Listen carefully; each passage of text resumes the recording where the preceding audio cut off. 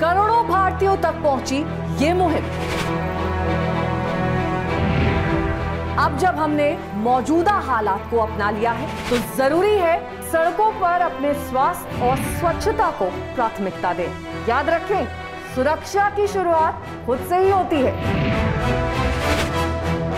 बेहतर इंसान बने, बी द बेटर गाय। एक सड़क सुरक्षा मुहिम द इंडिया टुडे ग्रुप के साथ पार्टनरशिप में हुंडई मोटर इंडिया की पहल। नीतीश कुमार ने इस्तीफा दे दिया है। चौंकिए मत, मुख्यमंत्री के पद से इस्तीफा नहीं दिया है बल्कि जेडीयू के राष्ट्रीय अध्यक्ष के पद से इस्तीफा दे दिया है। नमस्कार, मैं हूं इंद्र मोहन, आप देख रहे हैं बिहार। राष्ट्रीय अध्यक्ष रहे नीतीश कुमार ने अब जेडीयू की कार्यभार जो है आरसीपी सिंह के हाथों में सौंप दी। रामचंद्र प्रसाद सिंह अब जेडीयू के राष्ट्रीय अध्यक्ष होंगे। यहां से पार्टी को नई दिशा देने का काम आरसीपी सिंह को करना है।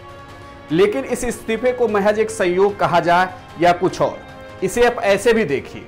जब 2014 के लोकसभा चुनाव हुए थे, उस दौर को याद करिए।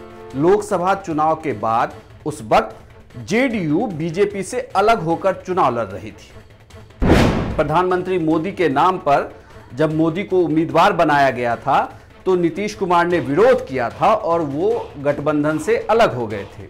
चुनाव अलग लड़ा था और उस लोकसभा चुनाव में सिर्फ 2 ही सीटें हासिल हुई थी नीतीश कुमार की पार्टी जेडीयू को। और उसके बाद नैतिक जिम्मेदारी लेते हुए उस वक्त 2014 में भी नीतीश कुमार ने इस्तीफा दे दिया था मुख्यमंत्री के पद से। उस वक्त ये बड़ी खबर थी, लगातार लोग उन्हें मना रहे थे, लेकिन उन्होंने इस्तीफा दे दिया ये कहते हुए कि मैं हार की नैतिक जिम्मेदारी लेता हूं। चलिए अब इस वक्त के पहिए को आगे ले चलिए और 2020 में आइए। इस बार भी 2020 के विधानसभा चुनाव हुए। 115 सीटों पर जेडीयू ने चुनाव लड़ा, लेकिन जीत हासिल हुई सिर्फ 43 सीटों पर। जेडीयू की सीटें यहां भी काफी कम हो गई। तो क्या ये माना जाए कि इसी हार की वजह से नीतीश कुमार ने राष्ट्रीय अध्यक्ष का पद छोड़ा और आरसीपी सिंह को आगे कर दिया?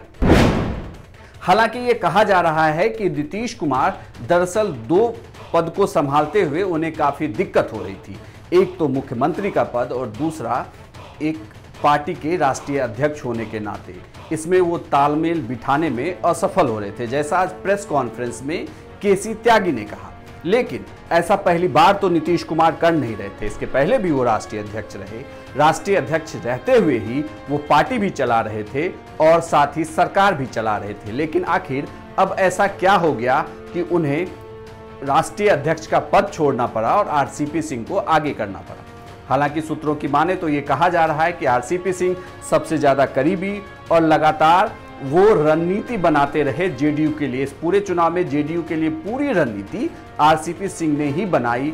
हालांकि परिणाम उस तरीके से नहीं रहे जिस तरीके से नीतीश कुमार चाहते होंगे या पार्टी चाहती होगी, लेकिन फिर भी नीतीश कुमार ने अपने सबसे बड़े करीबी आरसीपी सिंह के हाथ में अब पार्टी की कमान सौंप दी है। एक तरीके से देखें तो आरसीपी सिंह अब नीतीश कुमार के उत्तराधिकारी होंगे। यहां से देखना होगा कि नीतीश कुमार की बनाई जो जेडीयू है उसे आरसीपी सिंह आगे किस दिशा में ले जाते हैं, क्योंकि उनके सामने कई चुनौतियां भी होंगी और इन चुनौतियों को वो कैसे पार पाते हैं ये देखना भी काफ़ी दिलचस्प होगा, क्योंकि बिहार की राजनीति में अभी बहुत कुछ बाकी है। हालांकि सरकार में नीतीश कुमार है, लेकिन उन्होंने जिस तरीके से बयान दिए हैं राष्ट्रीय कार्यकारिणी की बैठक में, उससे तो यही लगता है कि अभी आने वाले दिनों में बिहार की सियासत में बहुत कुछ होने वाला है। हर एक खबर पर हमारी नज़र है, आप देखते रहिए बिहार तक।